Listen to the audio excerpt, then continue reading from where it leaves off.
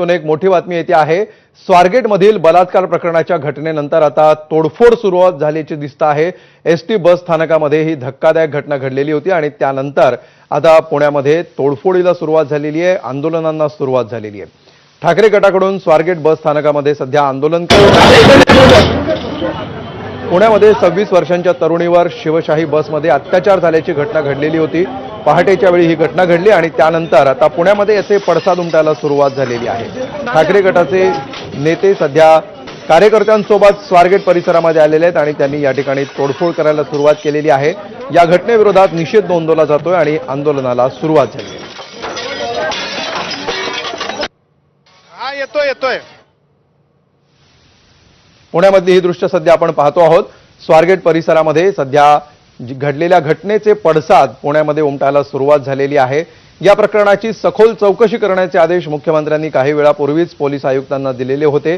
नीलम गोरे यांनी सुद्धा घटनास्थळी जाऊन पाहणी केलेली होती आणि त्यानंतर आता पुण्यामध्ये या घटनेचे पडसाद उमटायला सुरुवात झालेली आहे।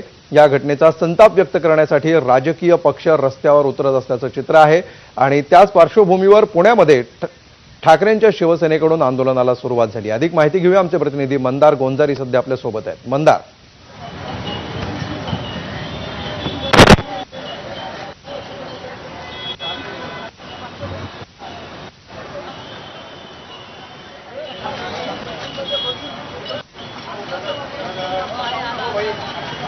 काही प्रतिक्रिया सध्या आपल्याकडे येताना दिसत आहेत। पुण्यामध्ये हे आंदोलन सुरू आहे।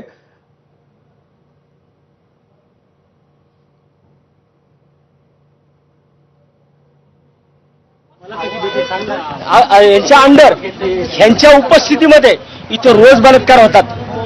तुम्ही जाऊन जर स्वतः मीडियाने जर या सगळ्या गोष्टी पाहिल्या की ज्या एसटी मध्ये आता एवढ्या मोठ्या प्रमाणात कंडोम्स पडलेत, म्हणजे याचा अर्थ या संपूर्ण आगाराला कंपाऊंड आहे। इथं मागच्या बाजूला आहे ढिगाणी, त्याच्यामध्ये आता जाऊन शेकडोनी कंडोम्स पडलेले आहेत। आम्ही आता तिथं जाऊन आलोय, म्हणजे याचा अर्थ हा एक प्रकार इथं घडला, इथं रोज होतोय आणि ह्याच्यामध्ये ह्या लोकांचा हात आहे, ह्या कर्मचाऱ्यांचे हात आहेत त्याच्यामध्ये। हे सुरक्षा कर्मचारी काय करतात, इथं बसून काय फक्त ही लोक इथं केबिन उभवायला आहेत काही लोक। काही वेळापूर्वी नीलम गोरे यांनी सुद्धा याची पाहणी केलेली आहे, पण या परिसराची त्यांनी पाहणी केली नाही, बाहेरची पाहणी केलेली आहे। मला तुम्ही आत्ताच तुम्ही बघा गाडी कुठे आहे, गाडी इथं समोर होती आत्ता, म्हणजे ज्या टायमाला बलात्कार घडला त्या टायमाला गाडी सुरक्षा केबिनच्या समोर होती।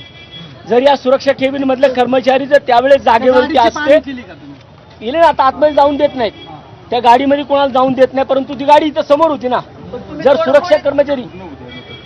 सुरक्षा कर्मचाऱ्यांचं काम काय, या आगाराची सुरक्षा करणं, मग त्या सुरक्षा कर्मचाऱ्याच्या केबिनच्या समोर जर एखाद्या आमच्या आई बहिणीवरती बलात्कार होत असेल आणि हे लोक जर हे काही सुरक्षा करू शकत नसतील, तर यांना या सुरक्षा केबिन करण्याचा आणि या सुरक्षा केबिनमध्ये बसण्याचा कोणाला अधिकार आहे?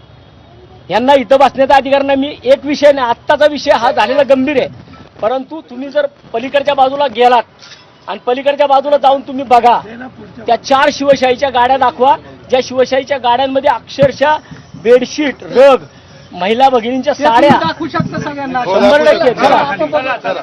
मला सांगा,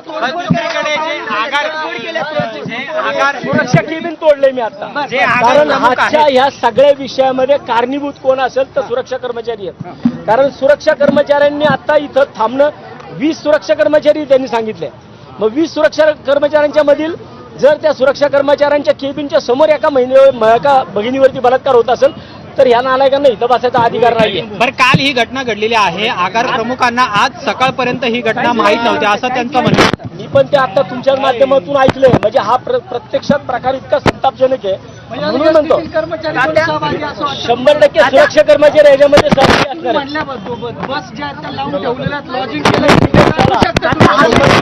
अंतरावर पोलीस स्टेशन ऑफिस एसटी बघा त्या समोर, तर त्या ठिकाणी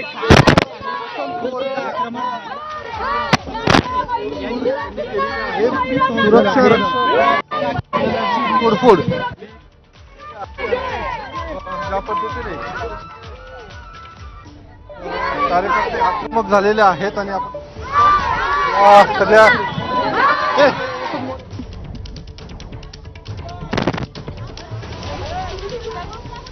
तर ठाकरेंच्या शिवसेनेकडून हे आंदोलन करण्यात येत आहे.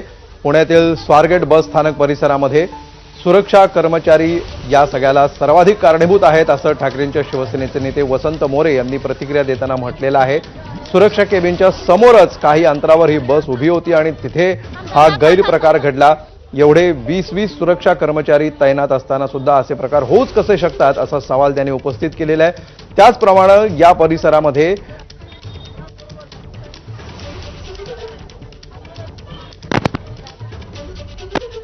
तर स्वारगेटमधील जुन्या बसमध्ये कंडोम सापडल्याचं देखील समोर आलंय. बंद पडलेल्या बसमध्ये जुन्या साड्या, शर्ट आणि कंडोम्स कसे काय आढळले असा सवाल उपस्थित करण्यात आलाय. रात्रीच्या वेळी या बसमध्ये नेमकं घडतं तरी काय? स्वारगेट स्थानक महिलांसाठी सुरक्षित नसल्याचं यातून अधोरेखित झालेलं आहे.